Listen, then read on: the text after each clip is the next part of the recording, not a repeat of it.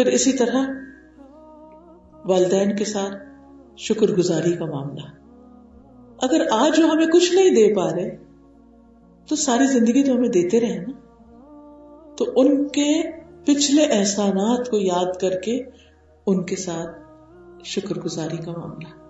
ناراض نہیں ہو ماں باپ سے, شکوے نہیں کریں, کیونکہ کچھ بچوں کو میں نے دیکھا ہے کہ وہ ماں باپ کو کچھ نہ کچھ سناتے ہی رہتے ہیں.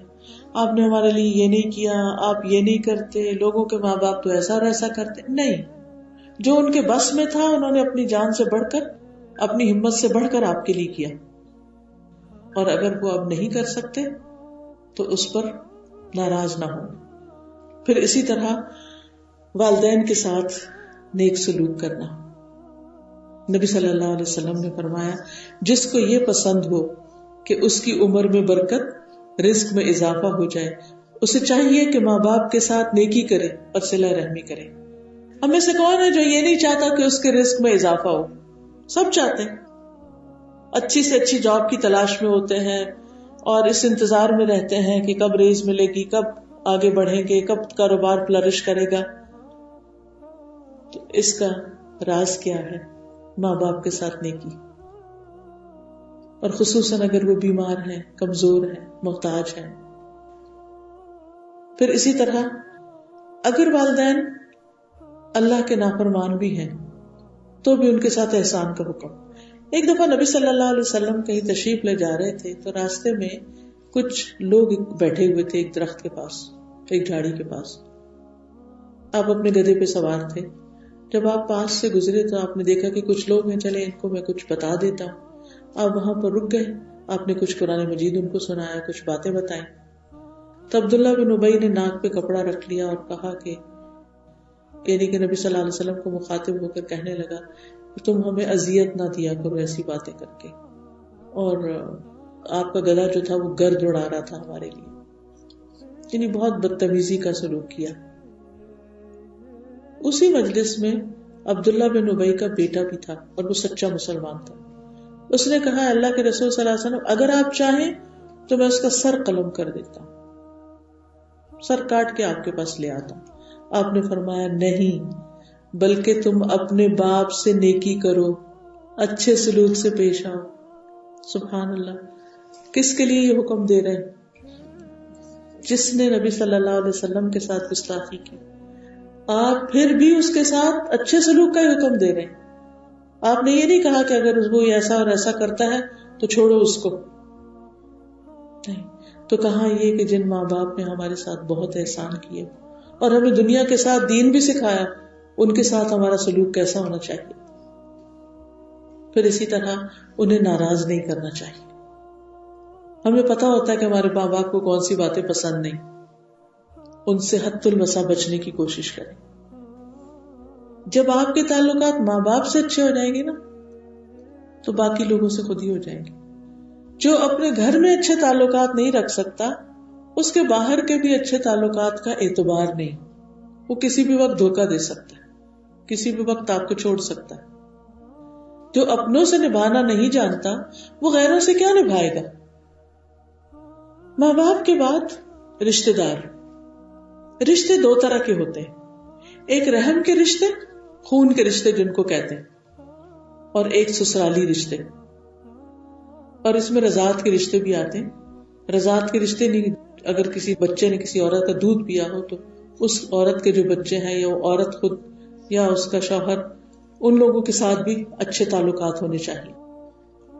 اب آپ دیکھیے کہ اپنے رشتے داروں میں تو بہن بھائی وغیرہ ہے ہی, ان کے ساتھ صلہ رحمی کرنی ہے, لیکن سسرالی رشتوں میں سب سے پہلے تو شوہر بیوی آتے, ان کے آپس میں تعلقات ٹھیک ہونے چاہیے, کیونکہ اس کا اثر بچوں کے اوپر بہت پڑتا ہے. ان کی تربیت میں خلل آتا ہے اگر ہسبینڈ وائف کے آپس میں تعلقات ٹھیک نہ ہو. کہیں نہ کہیں سے ان کی زندگی میں کوئی کمی رہ جاتی. اگر آپ چاہتے ہیں کہ آپ کے بچوں کو ریلیشنز نبھانے آئیں, ان کو عملی مثال دیجیے, خود کر کے دکھائیے کہ اچھے تعلقات کیسے رکھتے ہیں, ماں باپ کے ساتھ کیا کرتے ہیں, ساس سسر کے ساتھ کیا کرتے ہیں, شوہر کے ساتھ کیا کرتے ہیں. تو شوہر اور بیوی ایک دوسرے کا لباس ہے، ایک دوسرے کے لیے سکون اور محبت کا رشتہ ہے. سکون، محبت، رحمت کا رشتہ ہے. قرآن مجید میں آتا ہے، نبی صلی اللہ علیہ وسلم نے فرمایا تم میں سے بہتر وہ ہیں جو اپنی بیویوں کے لیے اچھے، اور آپ نے فرمایا میں اپنے گھر والوں کے لیے تم سب میں اچھا. اچھا اخلاق اس شخص کا ہے جو گھر والوں کے لیے اچھا ہے. آپ صلی اللہ علیہ وسلم نے یہ بھی فرمایا کہ ایمان کے لحاظ سے کامل مومن وہ ہیں جو اخلاق میں سب سے اچھے. یعنی ایمان اس وقت تک مکمل نہیں ہوتا جب تک اخلاق اچھا نہیں ہوتا، اور اچھا اخلاق اس کا ہے جس کا اخلاق گھر میں اچھا ہے. جس کا اخلاق گھر میں اچھا نہ ہو اس کے اخلاق کا اعتبار نہیں کیا جا سکتا. حضرت عائشہ کہتی ہیں کہ وہ ایک سفر میں نبی صلی اللہ علیہ وسلم کے ساتھ تھی. آپ نے ان کے ساتھ مل کر دوڑ لگائی. حضرت عائشہ آگے نکل گئی. کچھ عرصے کے بعد پھر دوبارہ ایسے ہی موقع آیا، دوبارہ دوڑ لگی. اب کے نبی صلی اللہ علیہ وسلم آگے نکل گئے. آپ نے فرمایا عائشہ یہ اس دن کا بدلہ ہے، یعنی مذاق میں، یعنی آپ دل لگی کر رہے تھے ان کے ساتھ. تو ہسبینڈ وائف میں آپس میں ایک فرینکنیس ہونی چاہیے، ایک دوسرے کی بات برداشت کرنے کا حوصلہ ہونا چاہیے، ایک دوسرے کا مذاق سمجھنا چاہیے، ایک دوسرے کی ناراضگی بھی سمجھنی چاہیے، ایک دوسرے کی پسند ناپسند سمجھنی چاہیے. بیوی کو یہ سمجھنا چاہیے کہ میرے شوہر کو کیا ٹھیک نہیں لگتا، اچھا نہیں لگتا، میں کیا کام کرتی ہوں تو اس کو پسند نہیں آتا، تو اس کام کو چھوڑ دینا چاہیے. کہاں جانا اس کو پسند نہیں، کس کا گھر میں آنا اس کو پسند نہیں، تو بیوی ان چیزوں کا خیال رکھے. اسی طرح شوہر کا کام ہے وہ بھی بیوی کا خیال رکھے. حضرت انس کہتے ہیں نبی صلی اللہ علیہ وسلم اپنی ازواج مطہرات کے پاس تشریف لائے. اونٹ ہانکنے والے اونٹوں کو تیز تیز ہانک رہا تھا. ایک اونٹ ہانکنے والا تیز چلا رہا تھا، اس کا نام انجشا تھا. آپ نے فرمایا اے انجشا تیرے لیے خرابی ہو، اونٹوں کو آہستہ آہستہ چلاؤ، نازک آبگینے سوار ہیں. یعنی آپ دیکھیے کہ کوئی بھی سواری جیسے جانور کی، اگر آپ کبھی گھوڑے پہ بیٹھے ہوں یا کبھی اونٹ پر بیٹھے ہوں تو اس کی اچھل کود سے سارا جسم آپ کا ہل جاتا ہے. گاڑی بھی اگر تیز چل رہی ہے تو انسان کے لیے مشکل ہوتی ہے، تو کہاں یہ کہ اونٹ بھاگ رہا ہو تو انسان تو سیدھا اسٹریٹ بیٹھ بھی نہیں سکتا، پھر اس میں تو کبھی ادھر لڑکے گا کبھی ادھر لڑکے گا. تو آپ نے اس شخص کو منع کر دیا کہ دیکھو عورتیں بیٹھی ہیں، آہستہ سے چلاؤ، ان کا خیال رکھو. پھر اسی طرح آپ نے یہ بھی فرمایا کہ جب تم خود کھاؤ تو اس کو بھی کھلاؤ. یعنی شوہر کی ذمہ داری ہے صرف اپنے کھانے کی فکر نہ کرے. جب تم پہنو یا کماؤ تو اسے بھی پہناؤ. یعنی اگر اپنے کپڑے خرید رہا ہے تو اس کے لیے بھی خریدے. اب یہ نہیں کہ خود اپنی پسند کے روز گاڑی بدلی ہوئی ہو، روز کپڑے بدلے ہوئے ہوں، اور بیوی کے لیے اس اعتبار سے کچھ بھی نہ ہو، اسے کبھی بھی کچھ نہ لا کر دے. تو ایسے تو کبھی تعلقات اچھے نہیں رہ سکتے. پھر اسی طرح محبت کا اظہار بھی کیا جائے. ریلیشن شپ بلڈنگ میں یہ بہت اہم پارٹ پلے کرتا ہے، خصوصاً ہسبینڈ وائف.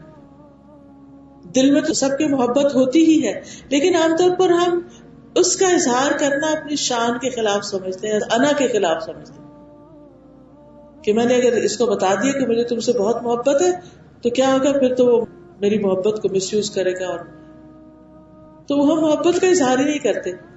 تو نبی صلی اللہ علیہ وسلم کا طریقہ کیا تھا، حضرت عائشہ کا طریقہ کیا تھا؟ حضرت عائشہ کہتی ہے کہ میں حیض کی حالت میں پانی پیتی تھی تو نبی صلی اللہ علیہ وسلم کو برتن دے دیتی، آپ برتن اسی جگہ منہ پر رکھ کر پانی پیتے جہاں میں نے پانی پیا ہوتا.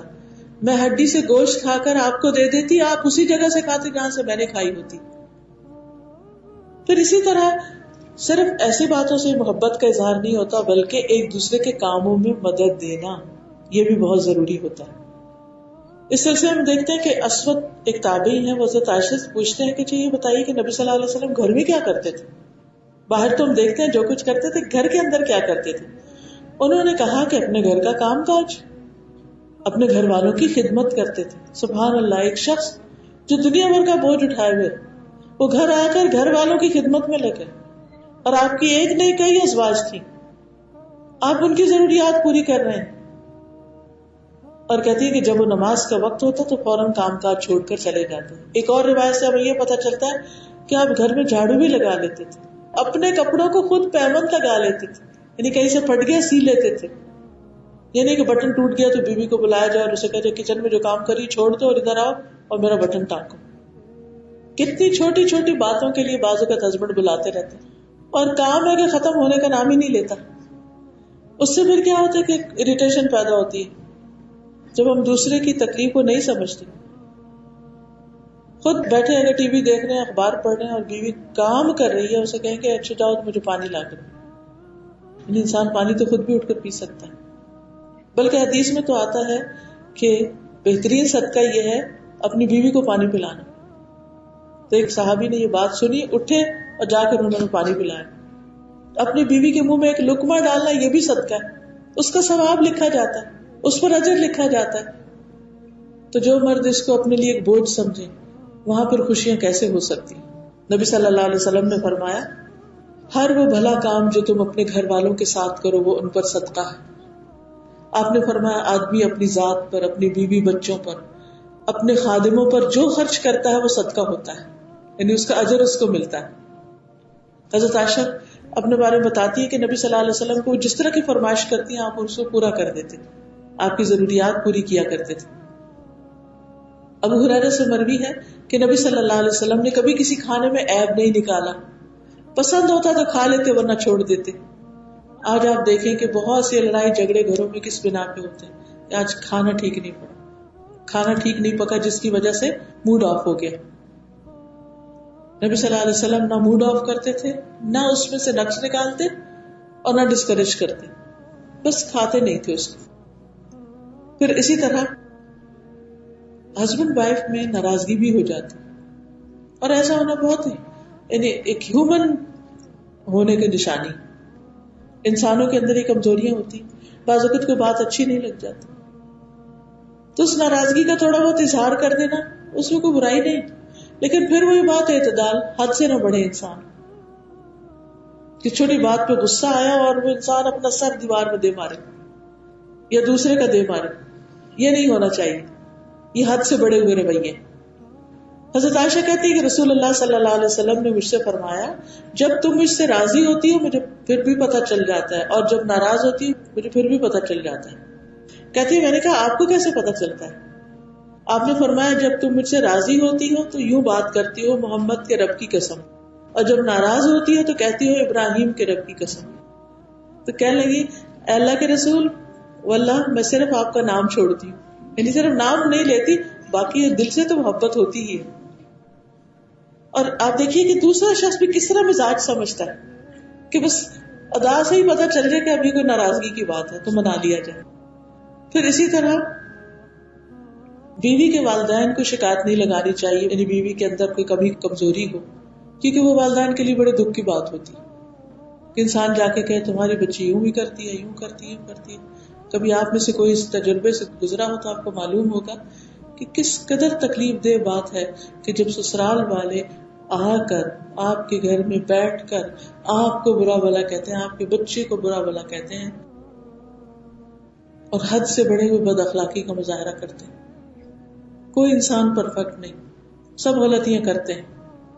جب ایک بچی دوسرے گھر میں جاتی ہے نا تو ایسے ہی ہے جیسے ایک جگہ سے پودا اکھاڑ کے نئی جگہ لگایا جا رہا ہو.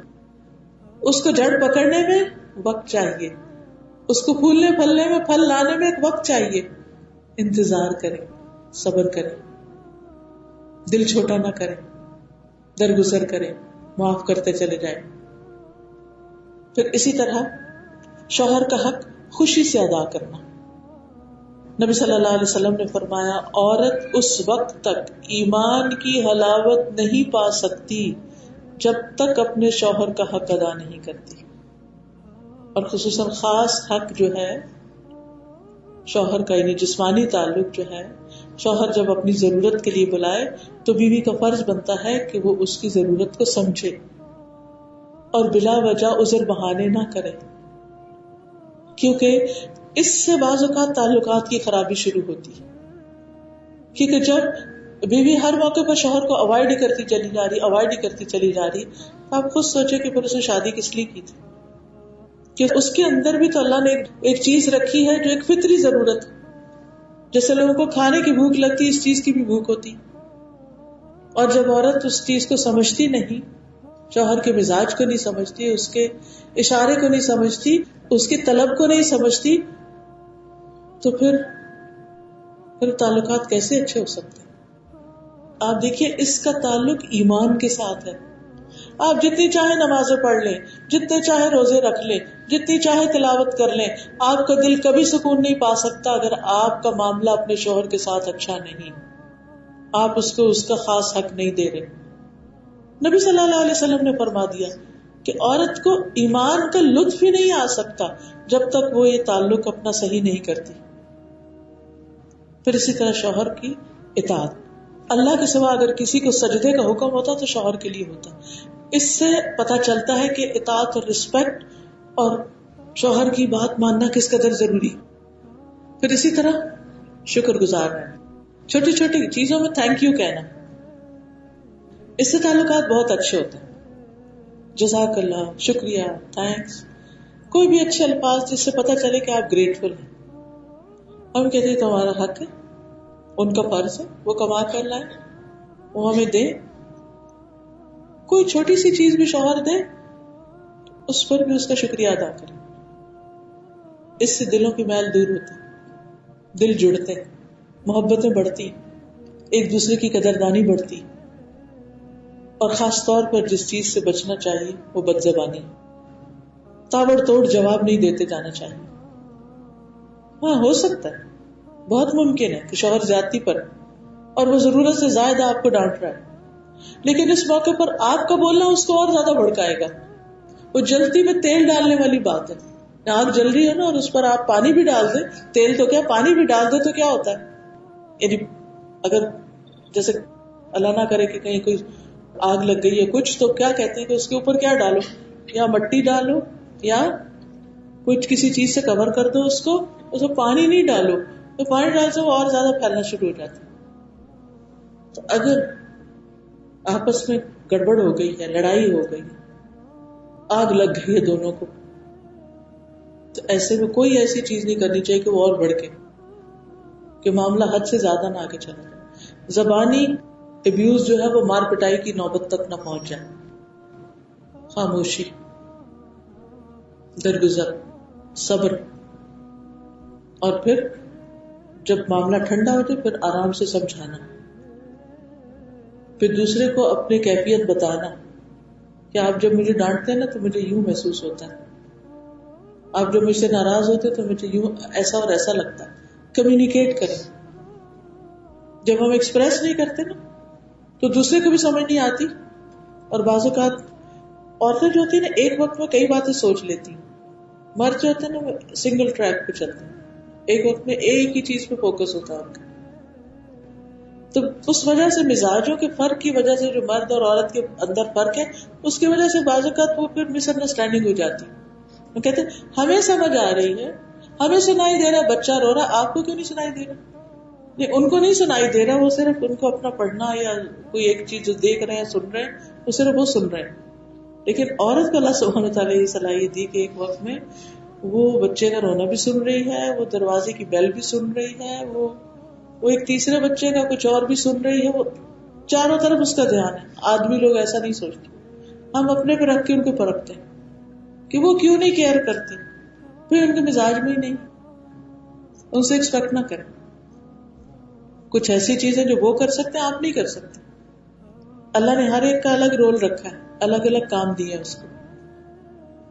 پھر شوہر بیوی کے تعلقات اگر اچھے ہوں گے تو اولاد کی تربیت اچھی ہوگی.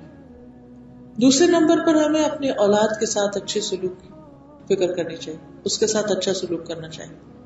اور اس اچھے سلوک میں کیا آتا ہے کہ ان کے ساتھ شفقت، محبت، نرمی کا معاملہ. کیونکہ آپ بڑے ہیں وہ چھوٹے ہیں، بچے کتنے بھی بڑے ہو جائیں، جوان ہو جائیں، شادی ہو جائے، کچھ بھی ہو جائے، ان کو بچہ سمجھ کر ہی ٹریٹ کریں، ان کے ساتھ پیار محبت سے معاملہ کریں.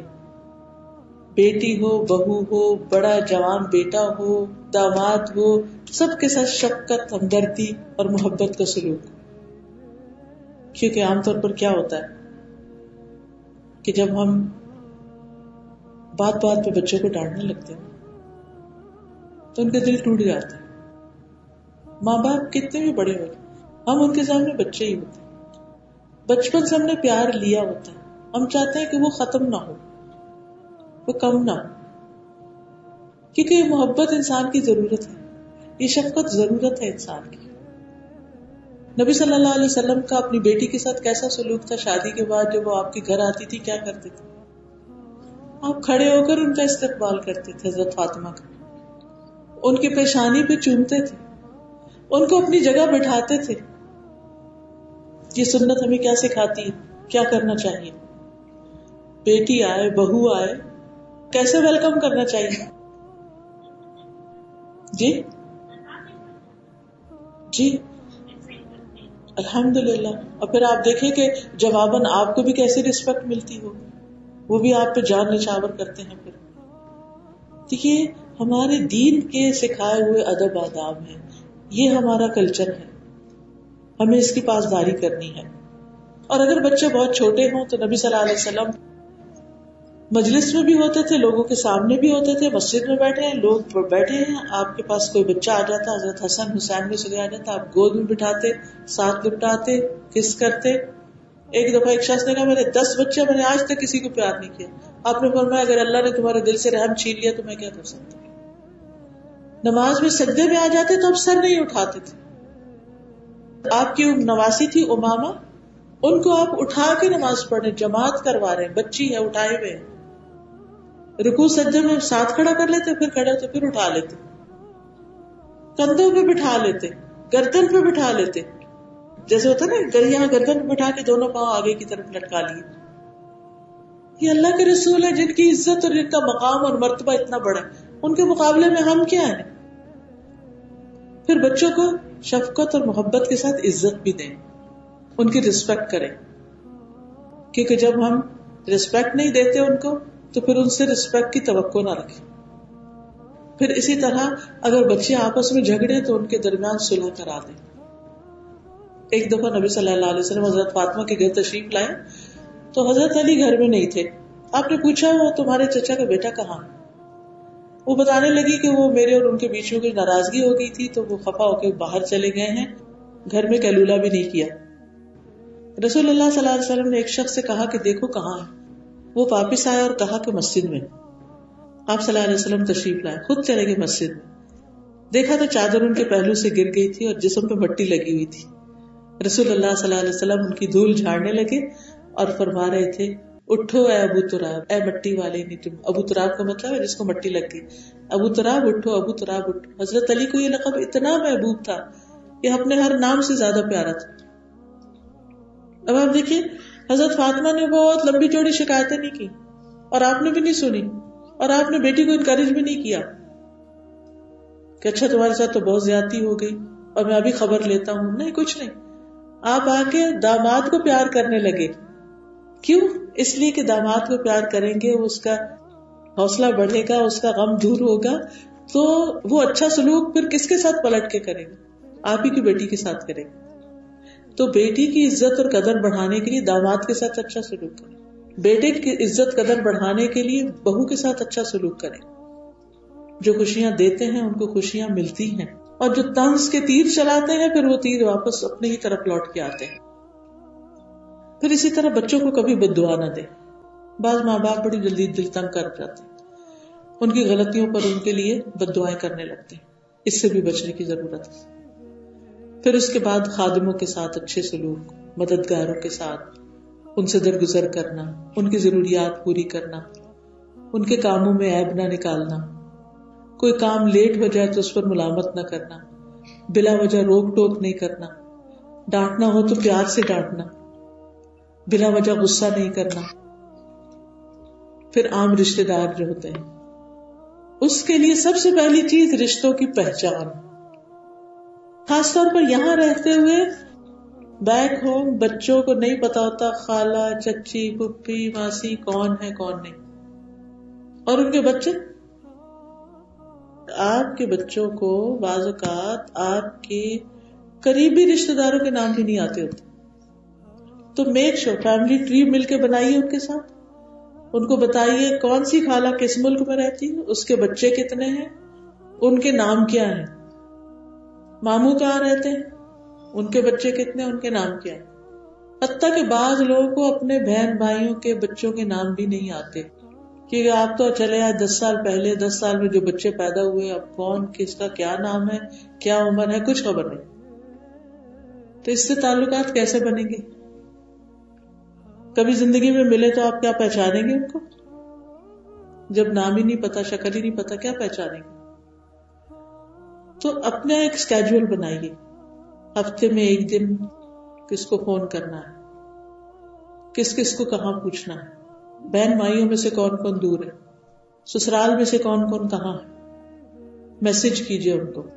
اب تو واٹس ایپ کے ذریعے آرام سے فیملی گروپ بن سکتا ہے، اور کچھ نہیں، اسی میں سلام بھیجتے رہیے، حال چال پوچھتے رہیے، اپنا بتاتے رہیے. اس سے تعلق داری بنتی ہے. نبی صلی اللہ علیہ وسلم نے فرمایا اپنی رشتہ داریوں کو تازہ رکھو، چاہے سلام کے ساتھ ہی، سلام ہی کرتے رہو، اس سے بھی رشتہ جڑ جائے گا. یہ جو صلہ رحمی کا مطلب تو رشتہ جوڑنا، اس کا یہ مطلب نہیں اور ساتھ جڑ کے بیٹھنا، یہ نہیں ہے. ذرا آپ اپنے کام میں، وہ اپنے کام میں، آپ کہیں رہتے ہیں وہ کہیں رہتے ہیں، میل ملاقات ہر وقت ممکن نہیں. آپ نے طریقہ بتا دیا، رشتہ داریوں کو تازہ رکھو، خاص سلام کے ساتھ، ہیلو ہائی کر لے، بس فون کر کے، میسج بھیج کے. اور اگر آپ کے پاس ایک لسٹ بنی ہوئی ہوگی نا، تو آپ خود بھی اپنے آپ کو چیک کریں گے، اچھا کتنے دن ہو گئے کس سے کوئی بات نہیں ہوئی. پھر اس کے بعد تحفے تحائف دینا، صرف اس وقت نہیں جب وہ دیں، آپ دیتے رہیں، کیونکہ اللہ سبحانہ وتعالی رشتہ داروں کو دینے کا حکم دیتا ہے. قرآن مجید میں آتا ہے ان اللہ یأمر بالعدل والاحسان وایتاء ذی القربى، اللہ حکم دیتا ہے یقینی طور پر عدل و انصاف کا، احسان کا، اور رشتہ داروں کو دینے کا. دو، ان کو دیتے رہو، دیتے چلے جاؤ. اور اس میں اپنے میکے کے بھی اور سسرال دونوں کی طرف کے لوگ آتے ہیں، بہن بھائی بھی آتے ہیں، بچے اور ان کے سسرال بھی آتے ہیں. ہر ایک کو کچھ نہ کچھ دیتے رہو. یہ اس لیے نہیں کہ جب وہ فقیر ہو، محتاج ہو، غریب ہو تو اس وقت دو، نہیں، وہ کھاتے پیتے بھی ہو تو بھی کچھ نہ کچھ دیتے رہو، کیونکہ تحفے دینے سے محبت بڑھتی. تحفہ صدقہ تو نہیں ہوتا نا کہ جب آپ کسی مسکین فقیر کو دے رہے ہیں. تحفہ تو محبت کے اظہار کے طور پر ہوتا ہے، چاہے چھوٹی سی کوئی چیز کیوں نہ ہو، اس سے تعلقات اچھے رہیں گے. پھر اسی طرح جو کٹے ان سے جڑے. بعض رشتے دار ایسے ہوتے ہیں نا، آپ ہمیشہ ملنے جاتے ہیں، آپ ہی سلام بھیجتے ہیں، آپ ہی تحفہ بھیجتے ہیں، آپ ہی کارڈ بھیجتے ہیں، آپ ہی ان کی عیادت کرتے ہیں، سب کچھ آپ ہی کرتے ہیں، اور وہ کچھ بھی نہیں کرتے آپ کے ساتھ. تو بھی آپ کرتے رہیں، کیونکہ آپ کس کے لیے کر رہے ہیں؟ اللہ کے لیے کر رہے ہیں. نبی صلی اللہ علیہ وسلم نے فرمایا بدلے میں صلہ رحمی کرنا صلہ رحمی نہیں، صلہ رحمی کرنے والا وہ ہے جب اس کے ساتھ رشتہ کاٹا جا رہا ہو تب بھی وہ رشتہ جوڑے، یعنی جو اس کو کوئی نہ پوچھے وہ خود ہی جا کے جڑتا رہے، خود کرتا رہے. ایک آدمی نے کہا اللہ کے رسول صلی اللہ علیہ وسلم میرے کچھ رشتہ دار ہیں جن سے میں تعلق جوڑتا ہوں وہ مجھ سے توڑتے ہیں، میں نیکی کرتا ہوں وہ برائی کرتے ہیں، میں ان سے بردباری سے پیش آتا ہوں اور وہ مجھ سے بد اخلاقی سے پیش آتے ہیں. آپ نے فرمایا اگر ایسا ہی ہے جیسے تو کہہ رہا ہے تو گویا تو ان کو جلتی ہوئی راکھ کھلا رہا ہے. جب تک تو ایسا کرتا رہے گا اللہ کی طرف سے تیرے لیے ایک مددگار تیرے ساتھ رہے گا. پھر آپ نے فرمایا سب سے افضل صدقہ وہ ہے جو اپنے اس رشتہ دار کو دیا جائے جو آپ سے چھپی دشمنی رکھتا ہے. آپ کو پتا ہے کہ یہ آپ سے جیلس ہے، آپ کو پتا ہے کہ یہ آپ کی جڑیں کاٹتا رہتا ہے، اس کو دیتے رہو، شاید کسی وقت اپنی اس برائی سے بازی آ جائے. پھر عام ایمان والوں کے ساتھ تعلقات، دین والوں سے، مسجد میں آپ اکٹھے ہوتے ہیں، کسی اور جگہ اکٹھے ہوتے ہیں تو نبی صلی اللہ علیہ وسلم نے ان کی مثال کس سے دی؟ آپس کی محبت اور رحمت اور شفقت کی. جیسے کوئی ایک جسم ہو، ایک حصے کو تکلیف ہے تو باقی سب بھی تکلیف میں مبتلا ہو جاتے ہیں. آپ نے فرمایا مومن محبت کرتا ہے اور اس سے محبت کی جاتی. اس شخص میں کوئی خیر نہیں جو نہ محبت کرتا نہ اس سے کوئی محبت کرتا ہے. اس میں کوئی خیر نہیں جس سے کوئی محبت نہیں کرتا. خطرے کی بات ہے. ہم بیٹھ کے روتے ہیں مجھ سے کوئی محبت نہیں کرتا. بھائی کیوں نہیں کرتا؟ آپ کرتے ہیں کسی سے؟ آپ تو شروع کریں. آپ دینا شروع کریں گے لوگ آپ کو بھی محبت دیں گے. پھر اسی طرح ایک دوسرے کا احترام، رسپیکٹ بہت امپورٹنٹ ہے. اس سے تعلقات اچھے رہتے ہیں اور اس سے برکتیں ہوتی ہیں. خاندانوں میں بھی، اداروں میں بھی، ورک پلیس، ہر جگہ ہر ایک کی رسپیکٹ، بڑے کی، چھوٹے کی، برابر والے کی. کس نے ہمیں حق دیا کہ ہم دوسروں کو ذلیل کریں، ہم ان کی بے عزتی کریں؟ ہم اپنے آپ کو کیا سمجھتے ہیں؟ یہ بھی تکبر کی علامت ہوتی ہے کہ مجھے حق ہے میں جس کے ساتھ جو چاہوں کروں. نہیں، آپ کو کوئی حق نہیں ہے. یہ ہم نے خود ہی کہیں سے حق بنا لیا اپنا. میں ماں ہوں نا، میں جو چاہوں کروں. نہیں، ماں کو بھی حق نہیں ہے کہ وہ بچوں کو ذلیل کرے بلا وجہ. نبی صلی اللہ علیہ وسلم نے فرمایا وہ ہم میں سے نہیں جو چھوٹوں پہ شفقت نہ کرے اور بڑوں کا حق نہ پہچانے. تو اختتام پر میں اس کو وائنڈ اپ کرتے ہوئے چند ایک ٹپس آپ کو دیتی ہوں کہ اگر آپ کے اندر کچھ چیزیں آ جائیں تو آپ کے تعلقات ہر ایک سے اچھے ہوں گے، اللہ سے بھی اور بندوں سے بھی. نمبر 1، اللہ کا تقوی، اللہ کا ڈر. جب اللہ کا تقوی آتا ہے اور اللہ کی خاطر انسان کام کرتا ہے تو بے لوث ہو کے کرتا ہے. نمبر 2، ہر ایک سے ہر جگہ اچھا اخلاق. ہر ایک سے ہر جگہ اچھا اخلاق. یہ نہیں کہ آپ مسجد میں تو اچھے ہوں، بازار میں اچھے نہ ہوں، بازار میں اچھے ہوں تو گھر میں اچھے نہ ہوں. ہر جگہ ہر ایک سے، چھوٹا ہے، بڑا ہے، اپنا ہے، پرایا ہے، مسلم ہے، نان مسلم، ہر ایک سے اچھا اخلاق. دین اخلاق سے پھیلا ہے. صرف یہ نہیں کہ آپ مسلمانوں سے ہی اچھا اخلاق اختیار کریں، دوسروں سے نہیں. اور پھر نرمی، احسان. جتنا کسی نے آپ سے اچھا کیا نا اس سے بڑھ کر اچھا کرنے کی کوشش کریں. درگزر، معاف کر دینا. خوشی کا راز معاف کرنے میں، دوسروں کی غلطیوں کو اگنور کر دینا، مل جل کے رہنا، صبر کرنا. جو بھی ملے کسی کی طرف سے اس سے شکر کے جذبات اپنے اندر رکھنا.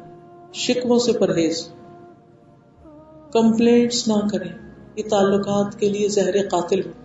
تم نے یہ نہیں کیا، تم نے وہ نہیں کیا، تم ایسا نہیں کرتے، تم ویسا نہیں کرتے. شکوے شکوے شکوے.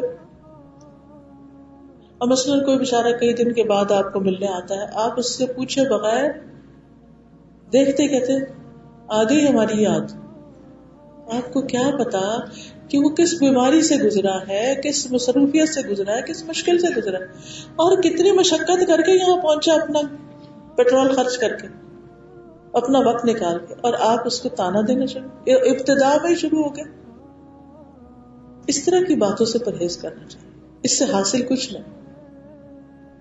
پھر اسی طرح ایک اور بڑا خوبصورت راز ہے اچھے تعلقات کا کہ دوسروں کی چیزوں سے بے نیازی، دوسروں کے مال سے اس میں لالچ نہ ہو. دوسروں سے ہتھیانے کی، لینے کی تمنا نہ رکھے. جو بندوں کے ہاتھ میں اس سے بے نیاز ہو رہے، جو اللہ کے ہاتھ میں اس سے امید رکھے، اس سے مانگے. ایک شخص نے کہا کہ اللہ کے رسول صلی اللہ علیہ وسلم مجھے ایسا عمل بتائیے کہ جب میں وہ کروں تو اللہ بھی مجھ سے محبت کرے اور لوگ بھی کریں. فرمایا دنیا سے بے رغبت ہو جاؤ، اللہ تم سے محبت کرے گا، اور جو کچھ لوگوں کے پاس ہے اس سے بے نیاز ہو جاؤ، لوگ تم سے محبت کریں گے. اور پھر بد زبانی اور بد اخلاقی سے پرہیز، حسد، بغض اور کینے سے پرہیز. اب دیکھیے بعض اوقات ہم دوسروں کے منہ پہ کہہ رہے تھے میں تم سے جیلس ہوں، چاہے مذاق میں ہی کہہ رہے ہیں، لیکن اس کا نقصان کیا ہوتا ہے کہ دوسرے کو تو لگ گئی بات، کیونکہ لفظ جیلس کو اچھا لفظ نہیں. ایسے الفاظ سے پرہیز کرے کہ جو دوسروں کو پتھر کی طرح جا کے لگتے ہیں، دوسروں کے دل میں دکھ پیدا کرتے ہیں. اور آخر میں یہ کہ دعائیں کریں، ربنا اغفر لنا ولإخواننا الذين سبقونا بالإيمان ولا تجعل في قلوبنا غلا للذين آمنوا ربنا إنك رؤوف رحيم. اے ہمارے رب ہمیں بھی بخش دے اور ہمارے ان بھائیوں کو بھی جو ہم سے پہلے ایمان لائے، اور جو لوگ ایمان لائے ہیں ان کے لیے ہمارے دلوں میں کدورت نہ رہے. ایمان والوں کے لیے ہمارے دل میں کوئی کدورت نہ رہے. اے ہمارے رب تو بڑا شفقت کرنے والا اور رحم کرنے والا ہے. اللہم احسنت خلقی فاحسن خلقی.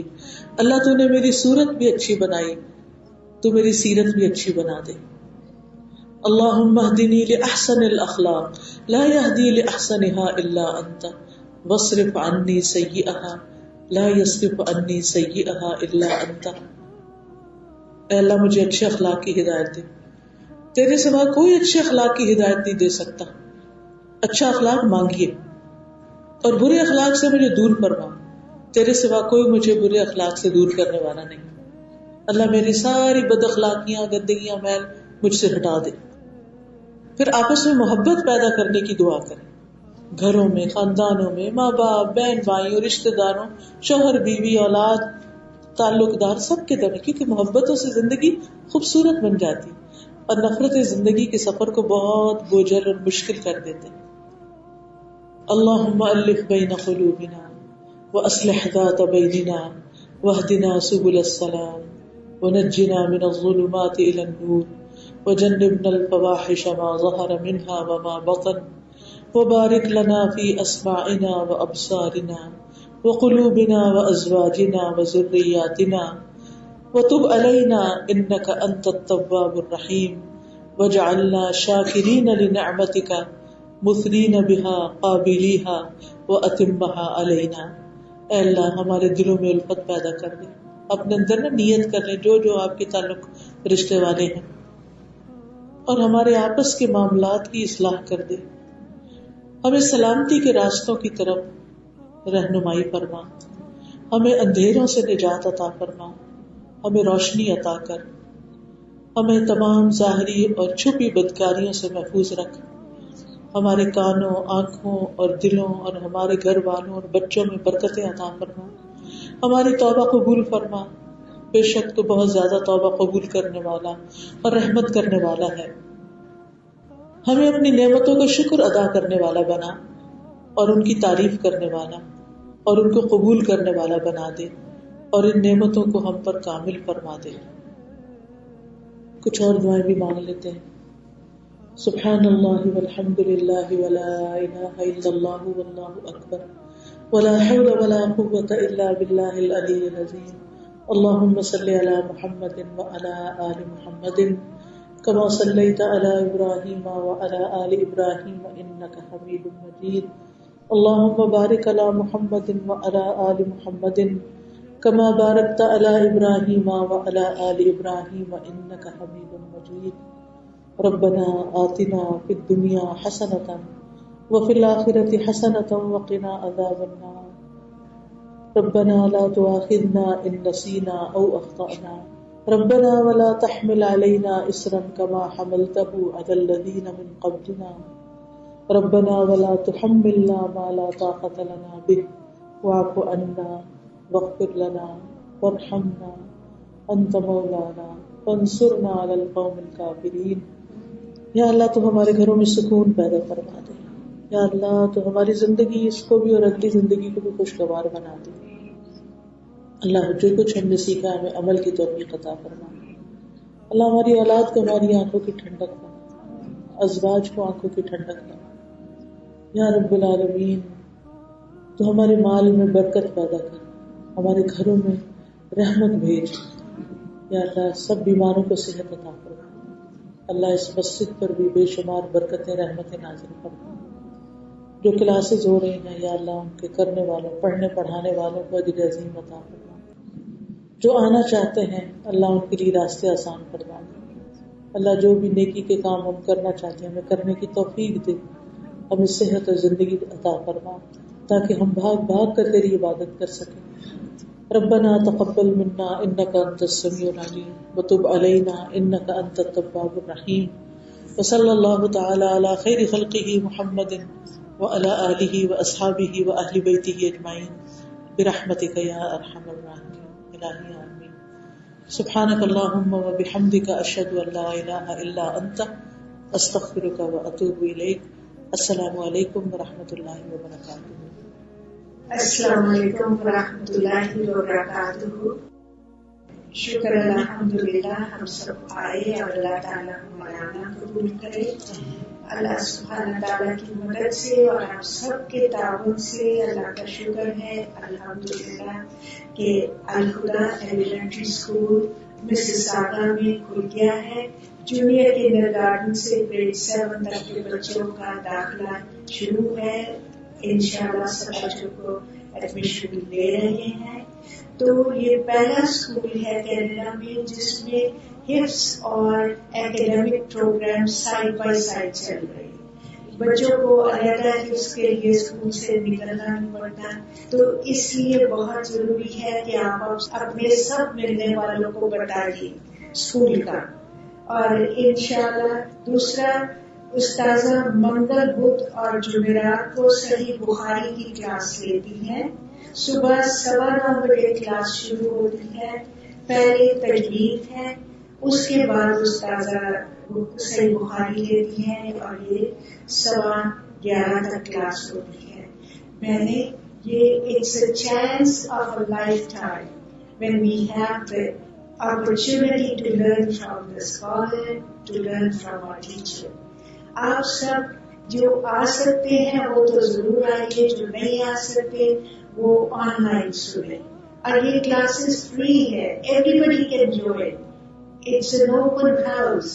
تو جب اللہ تعالیٰ ہم پہ اتنے مہربان ہے کہ ہمیں موقع دیا, ہمیں استاد دیا, تو ہمارا بھی فرض ہے کہ ہم اس سے فائدہ اٹھائیں.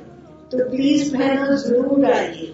دوسری بات, اگر 3 دن نہیں آ سکتے, جتنے دن بھی آ سکتے ہیں, فقہ القلوب کی کلاس ہے اور وہ جمعے کو ہے 10 سے 11 بجے تک, اور یہ دلوں کو صاف کرنے کی کلاس ہے. ہم سب کو اس کی ضرورت ہے. تو آپ سب کے لیے ہم مسیساگا سے کارڈز لے کے آئے ہیں, بکس لے کے آئے ہیں. تو پلیز, کیونکہ آپ سب وہاں نہیں آ سکتے, ہم لے کے آئے ہیں. تو پیچھے لڑکیاں ہیں, تو پلیز آپ اپنے لیے خود بھی لیجئے, تحفہ دینے کے لیے بھی لیجئے. اور انشاءاللہ اللہ تعالیٰ بہت برکت دے. اور لاسٹ میں مجھے یہ اناؤنس کرنا تھا کہ پلیز, کیونکہ ہم لوگ اسکول بنایا ہے تو اس میں کچن کی بھی ضرورت ہے, باقی بھی ضرورت ہے, اس پروگرام کے بچوں کو بھی اسپانسرشپ کی ضرورت ہے. تو ہم ڈونیشن باکس بھی لائے ہیں, جو بھی سرکار لینا چاہے اللہ تعالیٰ قبول کرے. جزاک اللہ خیر. کتابیں جی, کتابیں بھی ہیں اور کارڈز بھی ہیں پیچھے. آپ پلیز لے کے جائیے, کم از کم ایک کارڈ اپنے لے کے جانا ہے. جزاک اللہ خیر. السلام علیکم.